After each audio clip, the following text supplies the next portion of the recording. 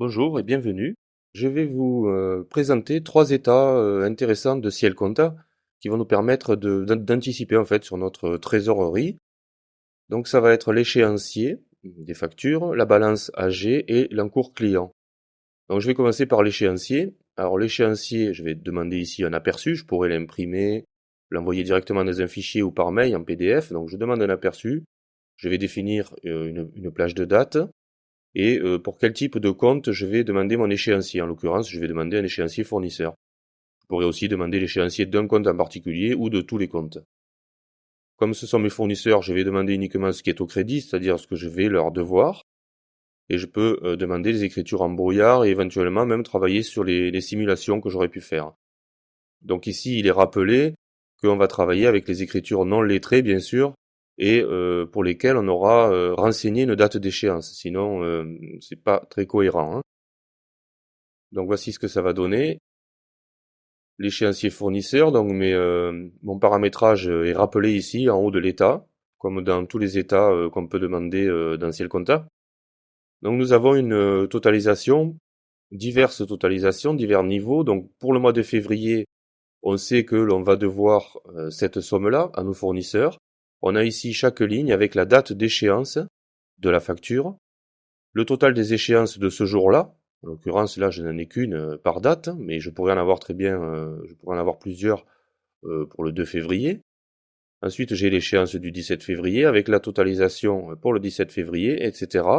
Donc une totalisation au mois, février, mars, et un total général. Donc je sais que à ce jour, si on imagine que nous sommes par exemple le 1er janvier 2009, eh bien je sais que si j'examine les échéances à venir, je vais devoir cette somme-là à la date du 30 mars, avec des échéances intermédiaires donc en février et en mars.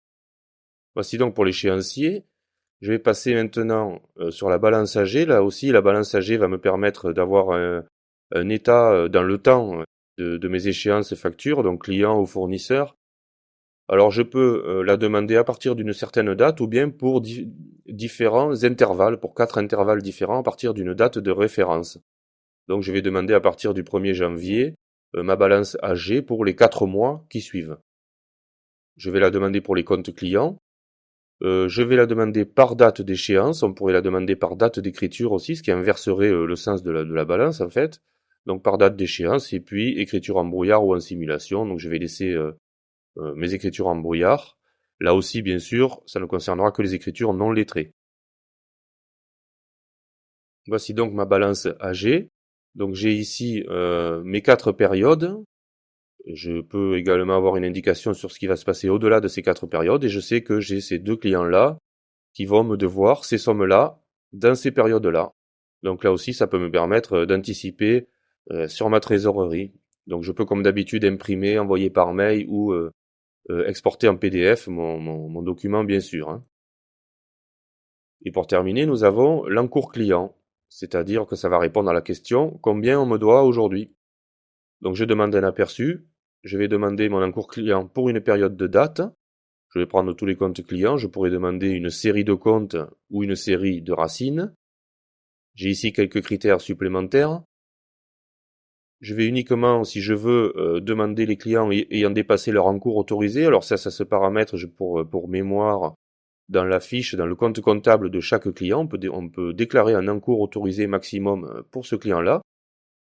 Donc là, je vais considérer que je demande tous les clients qui sont en dépassement et je vais inclure les clients ayant un encours autorisé nul. Donc comme ça, je vais vraiment considérer tous les clients qui me doivent de l'argent. Voilà, donc je sais qu'aujourd'hui, ces deux clients-là ont un encours actuel, donc ils me doivent ceci. Ils sont en retard de paiement pour la même somme, donc ils ont un dépassement d'encours de cette somme-là. Donc je sais qu'aujourd'hui, on me doit cette somme-là, ce qui n'est pas négligeable, donc il faudrait s'occuper un petit peu de recouvrir les sommes qu'on nous doit. Je peux toujours pareil imprimer mon document, l'envoyer par email ou le transformer en PDF. Voici donc pour les trois états qui permettent d'anticiper, que sont l'échéancier, la balance AG et l'encours client. Merci de votre attention, à très bientôt. Bonjour, nous allons dans cette partie examiner deux fonctionnalités pratiques de Ciel Compta, qui sont les bordereaux de remise en banque et les lettres de pénalité de retard. Donc les bordereaux de remise en banque vont nous servir à imprimer la liste des chèques que nous allons remettre à la banque, bien sûr. Et les lettres de pénalité du retard vont concerner les pénalités prévues par la loi NRE, c'est-à-dire un taux d'intérêt en fonction du retard de paiement d'une facture par rapport à l'échéance initialement prévue. Pour information, ce taux d'intérêt dans Ciel Compta se paramètre dans la partie comptabilité, donc dossier, paramètres, comptabilité, et nous allons pouvoir ici renseigner le taux de retard que nous exigeons en cas de retard de paiement d'une facture. Nous allons tout d'abord regarder les bordereaux de remise en banque. Donc je vais pouvoir, comme à l'accoutumée, demander à une impression directe ou l'envoi ou la transformation de cet état dans un fichier Excel par exemple, l'envoi par email en PDF ou un aperçu à l'écran, donc ce que je vais faire ici. Nous allons tout d'abord déterminer pour quelle période de date nous allons éditer ce bordereau, pour laquelle de nos banques, quand nous utilisons plusieurs banques, on peut utiliser plusieurs banques dans Ciel Compta, donc je vais prendre ma banque principale ici. Les options, donc sur rayon ou hors rayon, concerneront les chèques pour les clients dans le département ou hors du département. On peut avoir besoin de les différencier, ou les deux. Je vais choisir quel règlement je vais remettre à l'encaissement, donc en l'occurrence des chèques. Je pourrais demander à remettre en banque les chèques commençant par un certain numéro ou commençant par une certaine référence de pointage si j'ai effectué un pointage avec mon relevé de banque. Pour cet exemple, je choisis les règlements par chèque. Je pourrais demander les écritures en brouillard ou en simulation et optionnellement imprimer les coordonnées de ma société en haut et à gauche du bordereau. Voici donc ce que ça va donner. Mon bordereau de remise en banque est généré avec mes coordonnées ici, bien sûr la date du jour et les renseignements concernant mon RIB, et j'ai ici la liste de mes chèques avec le numéro de pièce quand il est renseigné, l'établissement payeur et le montant. Tout ceci est bien sûr totalisé en bas du bordereau. On peut donc à partir d'ici l'imprimer, l'envoyer par email ou l'exporter en PDF. Nous allons voir maintenant les lettres de pénalité de retard. Alors, là aussi, je vais demander un aperçu, à savoir que cette fonction doit être, à mon sens, utilisée avec discernement. Ça va dépendre un petit peu de la relation commerciale que l'on a avec son client, parce que c'est quand même un procédé un petit peu abrupt. Donc, tout dépend de la façon dont on travaille et des relations que l'on a avec ses clients. Donc, je vais demander la génération de mes lettres de pénalité de retard pour tous les clients. Je pourrais la demander pour certains clients, de tel compte comptable à tel compte comptable. Nous allons générer ces lettres de relance pour les règlements qui vont aller de cette date à cette date, que l'on peut modifier bien entendu comme d'habitude en cliquant sur le calendrier ou en rentrant directement une date manuellement. Et là aussi, optionnellement, je vais pouvoir imprimer les coordonnées de ma société en haut et à gauche du bordereau. Pour mémoire, nous allons travailler sur les écritures lettrées, c'est-à-dire que nous allons travailler sur les règlements déjà effectués, mais en retard, pour lesquels donc nous allons exiger le paiement de l'intérêt de retard. Voici ce que ça va donner. Nous avons les coordonnées de notre client ici, le rappel de son règlement et le rappel de la date d'échéance de la facture qui initialement était dans ce cas-là au 20 mars. Nous sommes le 2 juillet pour ce qui concerne le règlement. Donc il y a un dépassement et dans ce cadre-là, nous allons demander le paiement de l'intérêt de retard à notre client. Nous pouvons donc, toujours pareil, imprimer la lettre d'ici, l'envoyer par email ou la transformer en un PDF. Voici donc pour ces deux fonctionnalités de Ciel Compta qui sont les bordereaux de remise en banque et les lettres de pénalité de retard générées automatiquement. Merci pour votre attention, à très bientôt. Bonjour, je vais vous détailler la procédure de déclaration automatique de TVA dans Ciel Compta. Nous allons voir en premier lieu comment paramétrer le logiciel afin qu'il prenne en compte les bonnes racines et les bons comptes pour notre déclaration. Et ensuite, eh bien, comment aller créer notre déclaration de TVA de façon automatique. Donc le paramétrage se passe dans Dossier, Paramètres, TVA. Voici, donc nous avons plusieurs onglets ici. Tout d'abord, dans l'onglet TVA, donc le taux de TVA par défaut que nous utilisons, donc 19,6 dans notre cas. Notre régime fiscal, réel ou simplifié, de ceci dépendra l'état de TVA qui sera généré, c'est-à-dire un CA3 avec son annexe 3310A ou un CA12, le type de TVA avec lequel nous travaillons. sur les débits ou sur les encaissements en fonction de ce que nous vendons et achetons, à savoir des produits ou des services. Notre numéro fiscal qui est indiqué sur les déclarations de TVA pré-remplies que nous recevons. Et les comptes par défaut pour la TVA à payer, le crédit de TVA, TVA régularisé, etc. Donc on peut bien sûr tout à fait aller choisir d'autres comptes pour ces comptes par défaut. Nous avons ensuite l'onglet taux de TVA, donc ce sont les différents taux de TVA que nous utilisons. Le taux de TVA utilisé par défaut est indiqué en gras, et les autres sont ceux que nous pouvons éventuellement utiliser dans nos écritures. Donc nous pouvons tout à fait créer un nouveau taux de TVA, il suffit simplement de remplir ce champ ici avec le nouveau taux que nous voulons utiliser. L'onglet déclaration de TVA va nous permettre le paramétrage des racines et des comptes qui seront pris en compte lors de l'établissement de la déclaration de TVA.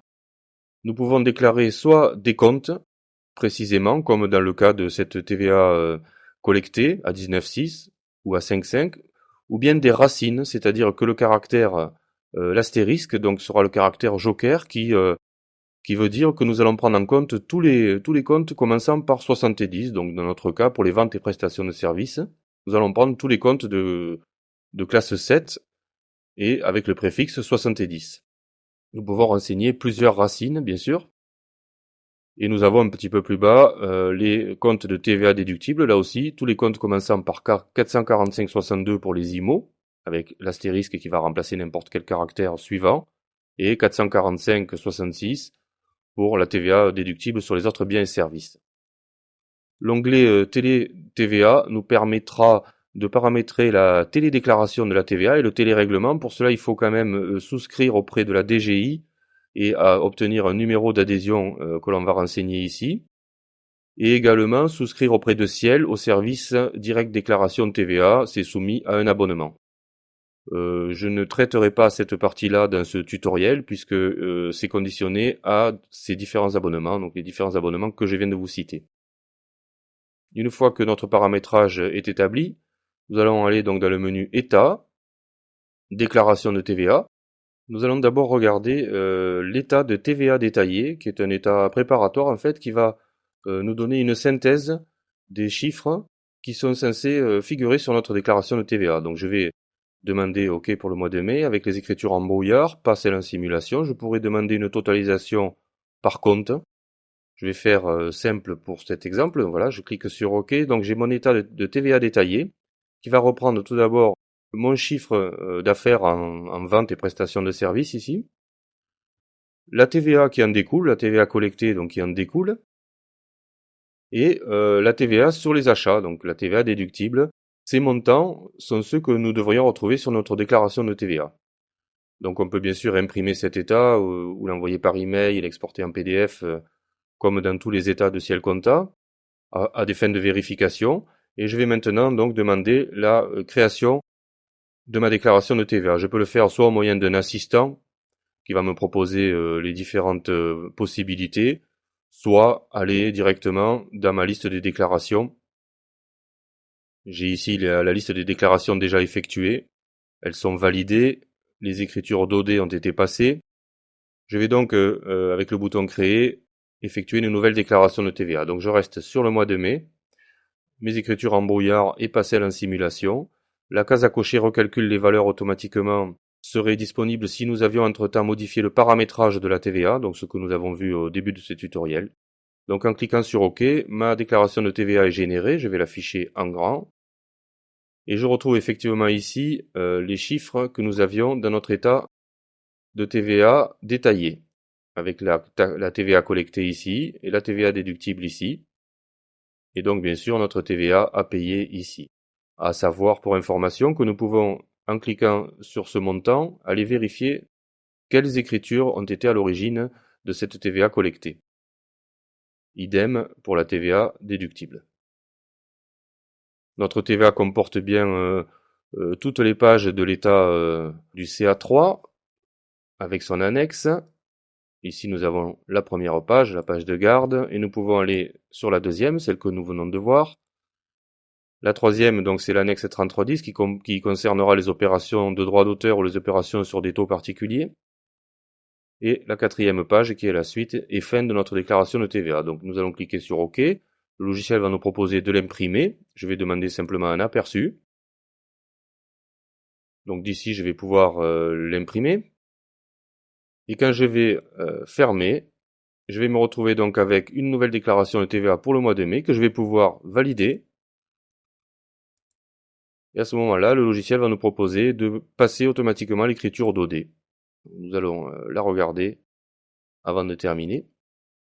Donc je vais aller dans ma liste des écritures et je vais constater qu'effectivement, voilà, j'ai bien une nouvelle écriture d'OD, donc au 31 mai naturellement, avec les différents comptes de TVA collectés, déductibles et la TVA à payer, ainsi qu'un petit écart d'arrondi qui a été généré ici. Voici donc pour la génération automatique des déclarations de TVA dans Ciel Compta. Merci de m'avoir suivi et bonne continuation.